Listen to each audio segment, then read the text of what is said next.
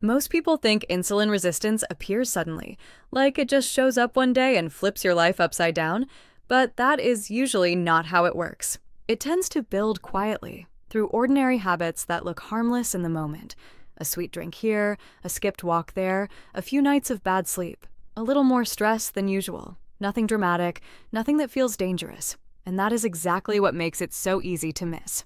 Insulin resistance happens when the body stops responding to insulin as well as it should, and 90DK says healthy living may help prevent or reverse it. That includes healthy foods and drinks, physical activity, enough sleep, and other small lifestyle changes.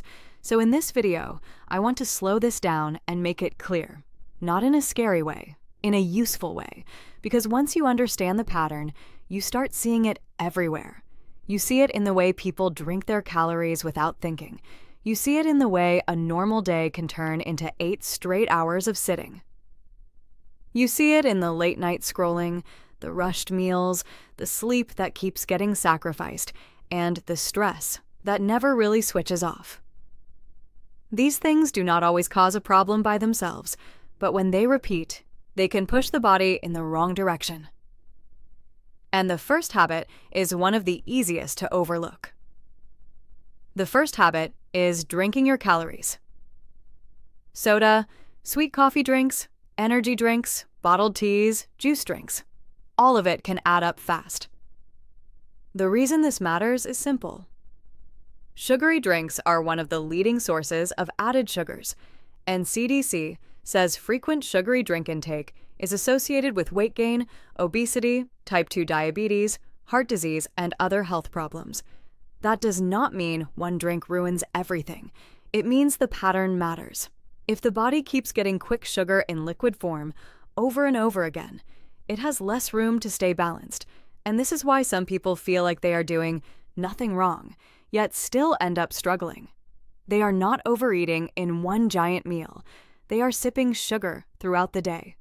That constant drip can feel small, but the body notices repetition.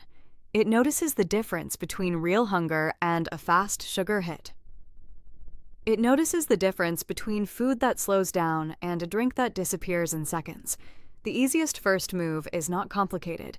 It is just to notice the pattern honestly. Because once you see how often sugar shows up in liquid form, it becomes much easier to change. The second habit is sitting too much. A lot of people think the only movement that matters is a full workout. But the body does not experience the day in 1 hour at the gym. It experiences the whole day. CDC says physical activity makes cells more sensitive to insulin, which is one reason it matters so much for blood sugar control. It also says earlier action is better, and that regular movement helps improve insulin sensitivity and blood sugar control. That means long stretches of sitting do more than just make you feel stiff. They pull the day in the wrong direction. And the problem is that sitting is sneaky. You can sit while working, sit while studying, sit while eating, sit while relaxing, sit while scrolling. And at the end of the day, it feels normal because it is normal. That is why this habit matters so much. Not because one chair is dangerous, but because a life with very little movement slowly trains the body to be less responsive. Small movement breaks, short walks, standing up more often, even light activity across the day. All of that starts to matter more than people think. The third habit is cutting sleep short. This one is easy to dismiss because sleep feels passive. It feels like time off, but the body uses sleep to reset systems that affect energy, appetite, stress, and glucose control. NIDDK says sleep problems are associated with insulin resistance, prediabetes, and diabetes, and CDC notes that getting less than 7 hours of sleep a day can raise the risk of type 2 diabetes. In other words, sleep is not separate from blood sugar. It is part of the system. This is one of the reasons late nights can create a chain reaction. One night becomes two. Two becomes a pattern. Then the next day starts tired, hunger feels louder, cravings feel stronger, movement feels harder, and the body is already behind before the day even begins. That is why people often underestimate sleep. They think they are just losing a few hours. But the body may be losing a lot more than that in terms of balance. And once that balance starts slipping, the rest of the day becomes harder to manage. The fourth habit is living in constant stress mode. A certain amount of stress is part of life. That is not the problem. The problem is when stress never really turns off, when your mind is always racing, when your body is always bracing, when everything feels urgent. Research reviews and medical guidance show that stress can affect glucose regulation and that cortisol and insulin balance matter for blood sugar control. In plain language, the body was not built to feel pressure all day, every day, without relief. And stress does not just stay in the mind. It spills into everything else. It can push people toward more sugar, more snacking, less sleep, and less movement. So stress is not only a feeling here, it is a multiplier. It makes the other habits worse.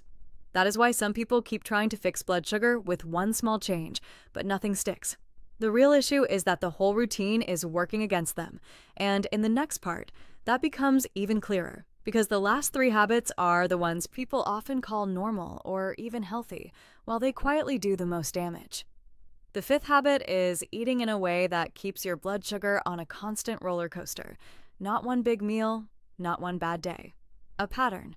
Meals that spike fast, crash fast, and then pull you right back into hunger again.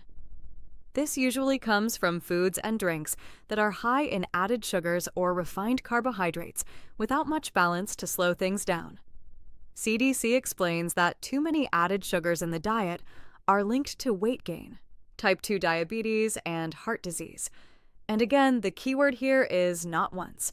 It is too many over time. That repeated pattern is what the body responds to. Think about how this plays out in real life. A quick breakfast that does not hold you for long. A snack that feels light but disappears fast. A lunch that leaves you sleepy an hour later. Then another snack. Then something sweet to wake up again.